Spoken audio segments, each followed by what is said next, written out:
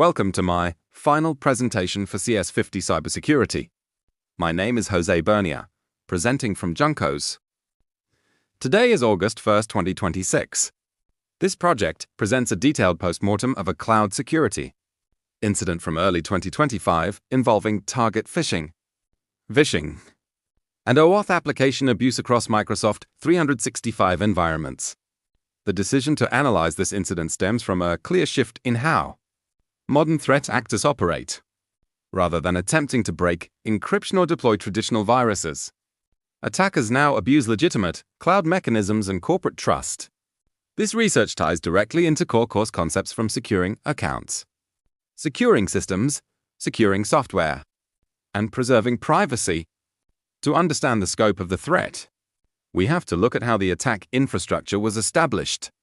In early 2025, security teams registered a sharp increase in account takeover attempts directed at Microsoft 365 enterprise tenants.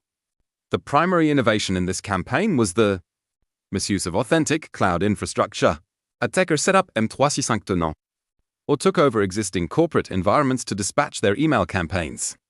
Because these messages passed through Microsoft's real relay servers, security protocols like SPF, DKIM, secure email gateways failed to flag the traffic as malicious, delivering the messages straight into primary inboxes.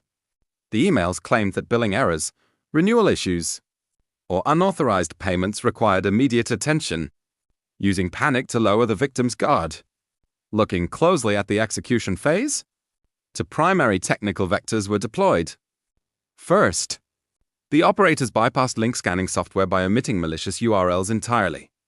Instead, they relied on voice phishing, embedded as fake support hotlines inside the email body. Targets who called the number were connected to fraudulent technical support agents.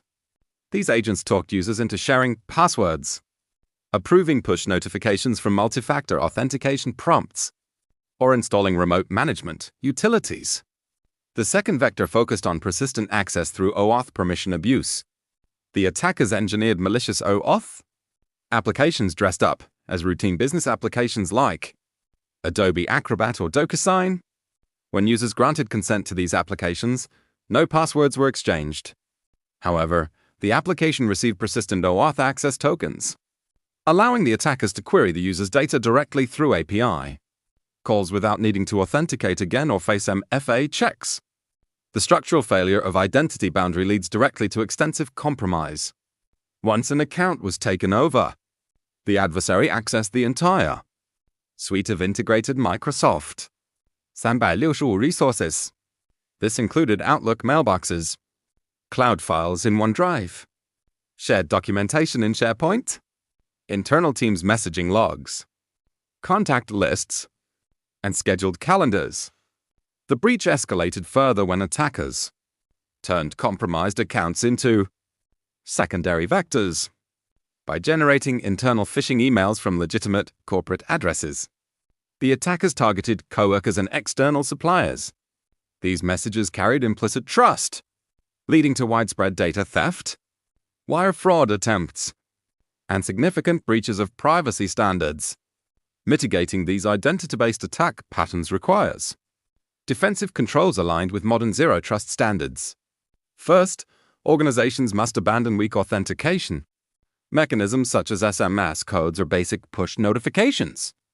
Implementing FIDO2, hardware tokens or passkeys ensures that authentication is cryptographically anchored to the actual domain, neutralizing proxy and voice phishing attacks.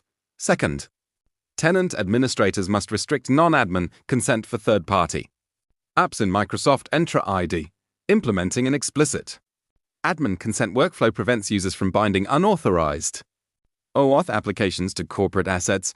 Third, security policy must enforce conditional access along with continuous access evaluation to revoke active session tokens the moment abnormal access locations or user risk levels are flagged. Finally, SOS teams must maintain active identity auditing to spot suspicious API permissions and newly created inbox rules.